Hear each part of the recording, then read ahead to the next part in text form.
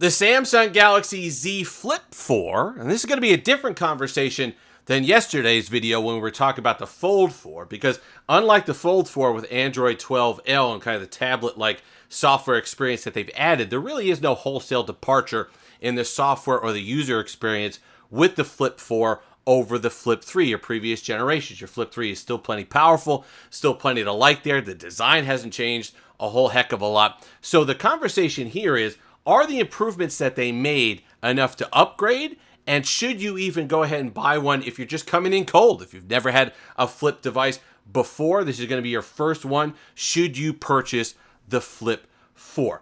The number one thing, it was the biggest complaint mostly for people last year. It wasn't a prohibitive thing for me last year. I've talked plenty about in videos how 3.5 hours of screen on time was enough if you knew what you were getting into. It's not a device that was promising a whole heck of a lot of screen on time and then it came in short. It was a device knowing in that on a good day, 4 hours of screen on time was the max, and you treated it as such. It was a device that you used as a disconnect device because you had to open it up. So it was that one extra barrier to entry to scrolling that Twitter feed or updating your Facebook feed that one more time. You didn't do it, so you saved a little bit of battery life in the end. But then when you needed that full smartphone functionality, when you needed to take that good picture, when you needed to have that full screen experience for whatever it happened to be or whatever content you were reviewing, you had it. So it was the best of both worlds. You could have that disconnect device, but you could also have a device that could serve as a full-fledged smartphone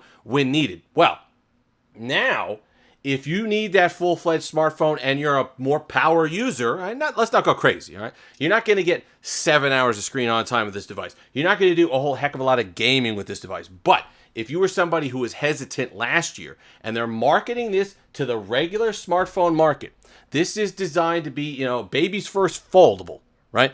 That's what this is. They're coming in at a price that's representative of a regular flagship in 2022, that $999 price point, which that's sub $1,000, makes it easier for people with payments through carriers. They're more likely to go ahead and try something like this. They're marketing it, well, it's, celebrities in the hand, kind of the old Apple playbook. It's cool to have a Z Flip. That's what they're going for. And now with that battery life, and it's still learning, but for me, I'm getting 5 hours of screen on time. And that's that kind of magic where you don't have to worry about it anymore. If you are somebody that wants to scroll Facebook all day or be on Twitter all day, you're scrolling Instagram all day, you're not going to have issue with it, and you're not going to have to worry about the battery life of the device, which is a big difference. And if you were somebody who was frustrated on your Flip 3 and want to take advantage, link in the description. You're not getting the $900 that you were before, but some of those pre-order bonuses and reserve bonuses and credits have been preserved. You could go ahead and use that link and pick up at least some money off and boosted trading credits with the link below if you wanted to go ahead and upgrade. But if you were somebody who, it said at the end, the software updates that they had on the Flip 3 was getting you 3.5 hours of screen on time, it just wasn't enough. And don't forget, down the line, as that battery starts to degenerate over time, you're going to get and degrade, you're going to get issues with it being 2.5 hours of screen on time. 3 hours of screen on time. So it's not going to be quite the same. But this is 5 hours of screen on time as it stands today, having used it for 3 days, and it's still learning. So, if I took maybe some precautions, like didn't run the reactor at 110%, didn't have the brightness all the way up, and did a couple different things, it could probably get even over 6, which would be really special with this. The form factor, there were some changes that I think were beneficial. The one complaint that people had with the the Flip device last year was the screen and the way that it kind of peeled up a little bit on the side. And you'll see as it's off, it's going to be very tough to tell on camera, but kind of the screen protector went closer to the edge of the device and closer to that kind of T connector there that's used to plug up the device to allow it to stop dirt and debris from getting inside. Well, this year, they've moved the screen protector away from the side of the device a little bit more. So in doing that, it might reduce the strain on that particular portion of the device and prevent that lifting that a lot of people were getting that was going ahead and hurting their screen. Also, you can tell that the hinges are quite different, which is nice. It's a little bit shorter, and you can see they made the hinge thinner and not protrude out of the back of the device as much. And I do like the hinge significantly better on the Flip 3 on the Flip 4 than the Flip 3. This is good. This is still fine. It held up well. There's no issues in multiple positions with the device, but it didn't seem totally secure until it was all the way locked out. And then you felt that it locked in position and it felt good and sturdy. This was kind of a loose experience, not a bad one. It wasn't going to shut automatically on its own or anything like that. It wasn't going to break. It's still plenty strong, but the way they've done it, they've kind of taken that technology that they had in the Fold as well, and it's secure all the way out. And then you get that last final motion where it's resistance, but smooth, and then the locking that you get. So you feel confident putting it in whatever fold or flex mode that you need, and there's never going to be an issue regardless of how low that you're putting it. I do like this hinge better than the one on the Flip 3.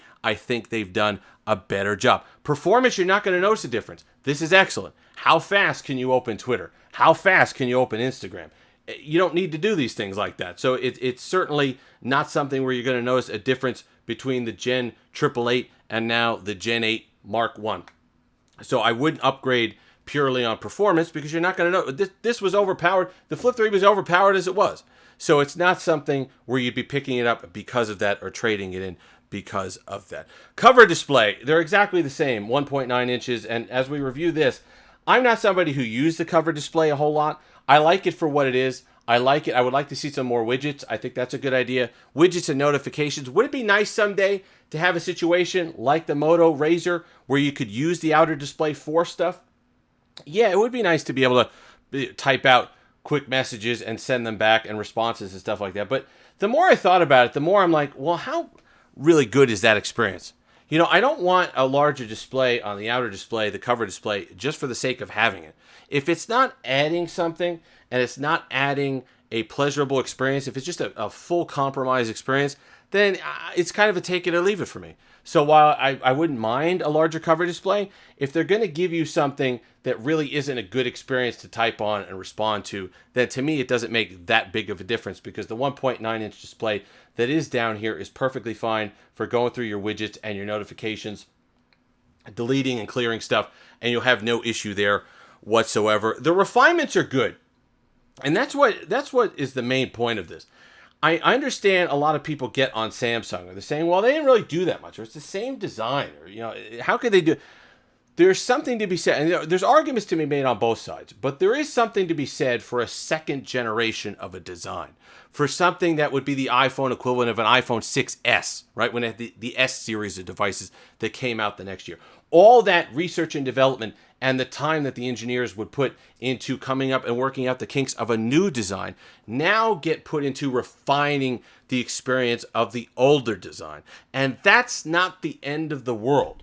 That helps. This thinner hinge that they have now, that's a little bit stronger. You know, the other things that have gone into it, the battery life that they've been able to increase.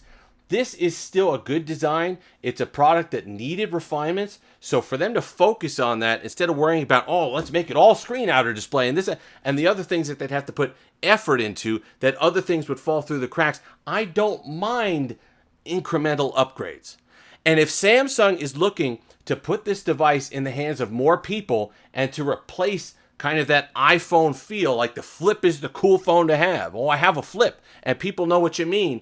Then these are the type of upgrades that we're going to have to get used to, because you can't be the general consumer phone and take these huge swings every year, because you're going to wind up with problems. You're going to wind up with faults. You're going to wind up with manufacturing processes that don't hold up to the test of time. And when you put this in the hands of more people who aren't techies, who are going in and paying their $30-something a month to have this phone, you're going to have problems. And everybody talks about Xiaomi and Vivo. They don't have that responsibility. They're not looking to be that general market, general purpose phone. That's not on their radar. They know that they're catering to enthusiasts and a specific person that's going to want that phone. Samsung has to cater to more now. And it's not apologizing for them. I wish they innovated a heck of a lot more too. But we have to be realistic about the market for a device like this. And it's meant to be in the hands of more people. And the more people you put it in the hands of, the less wild they're going to be with innovation. Overall, I love it. We're going to have the pom-pom video a little bit later on of people who haven't owned a Flip device before, but that's going to be coming next week because I love these things.